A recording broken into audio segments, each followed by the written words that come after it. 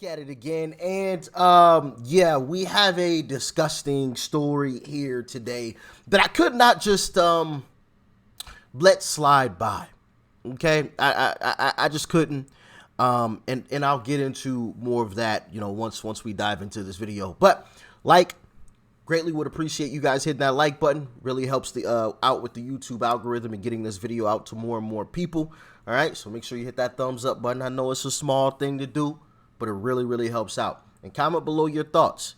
That also helps out with the YouTube algorithm because it lets YouTube know that people are engaging with the video. So comment your thoughts below, and of course, hit that subscribe button if you are new. And if you think somebody else needs to see this too, hit the arrow button down below. You can copy the link and send it to anybody you like. Your friend, a neighbor. You can text it, send it via DM. All right. But anyway, let's dive in. President Biden is facing backlash over his reaction to an emotionally charged House hearing about fentanyl and the ongoing border crisis. Rebecca Kiesling, who joined Harris in the Faulkner Focus just last hour, lost both of her sons, Caleb and Kyler, to fentanyl poisoning back in 2020.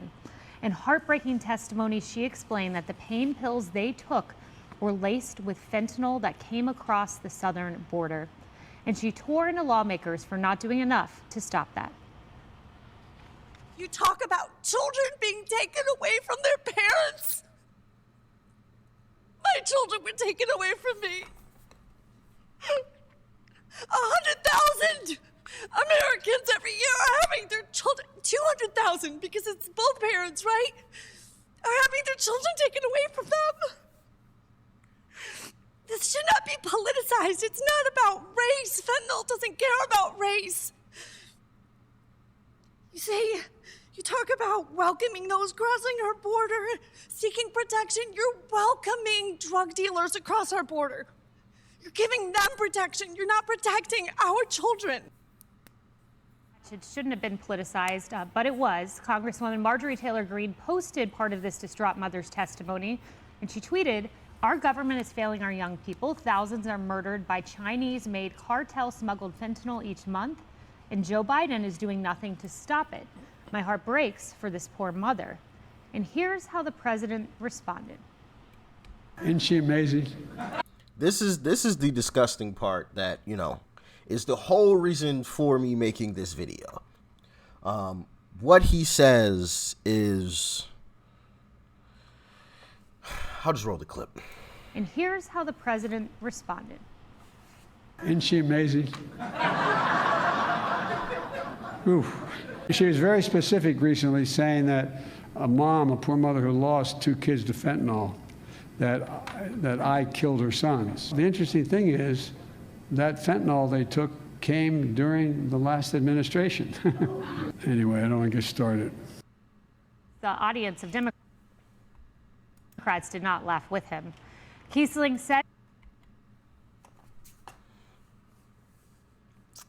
"It's not about politics."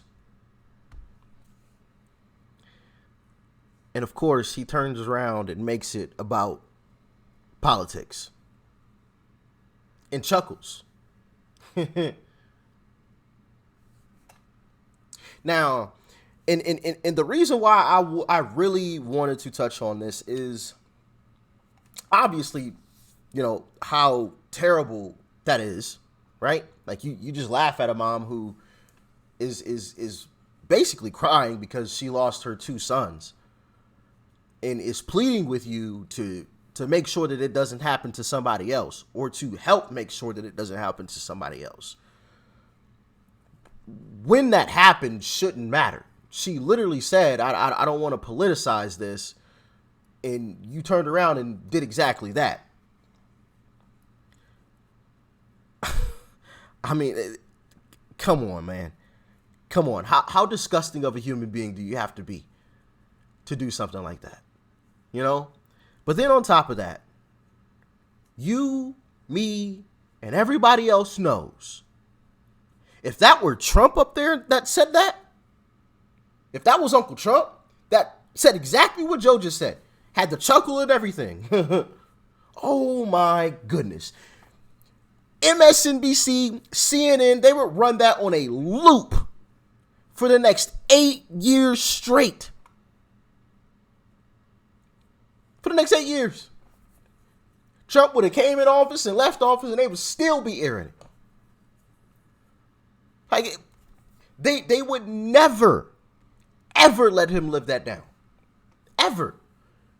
And listen, I think this is part of the problem with Republicans at large.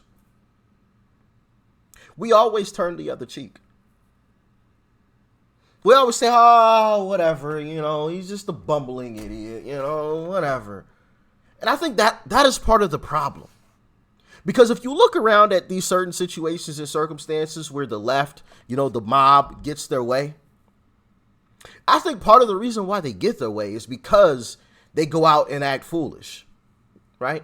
Now, I'm not saying that we have to go out and act foolish, but as I've stated before, we have to make sure our voices are heard when situations like this happen. Look at the East Palestine train derailment.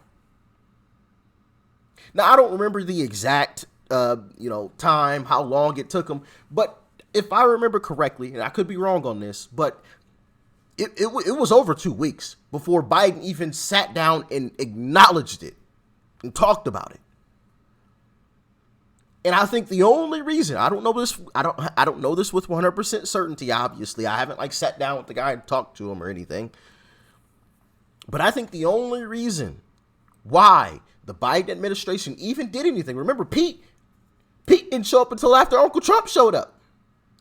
I think the only reason why they came out and said something about it publicly was because we all made a stink about it.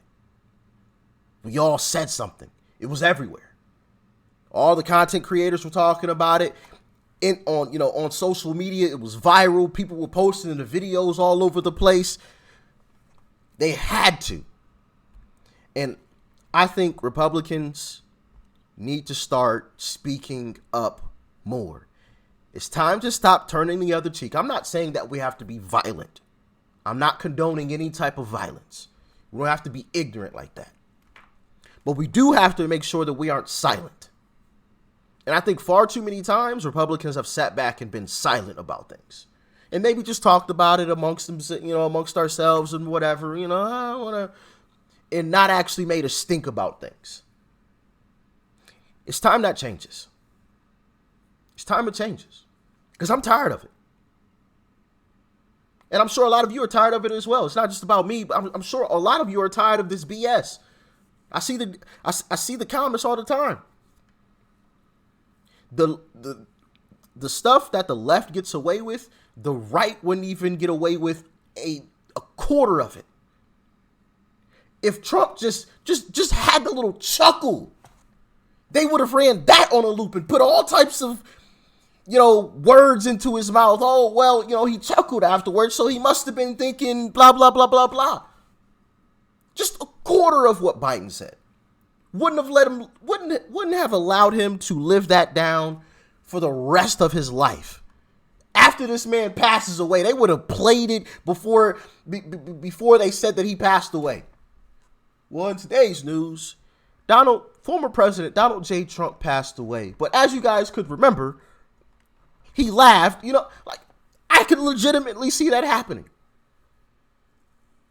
Let's stop giving these leftists a pass to be foolish and to be disrespectful. Like I said, I'm not condoning any type of violence. I don't want anybody hurt. All I'm speaking about is making sure our voices are heard. That's all I mean. But as always, I pose the question to you guys. How do you feel about this whole situation? And do you think making sure our voices are heard will change these types of situations? I personally think it will. I think the only reason why the mob gets their way is because they're always out there. They're always saying something. They're always outraged. I'm not saying that we always have to be outraged, but stuff like this, come on, man. In the words of Joe himself, come on, man. I don't know. That's just my humble opinion about it. Y'all let me know what you think in the comment section below. Peace and love. I'm out.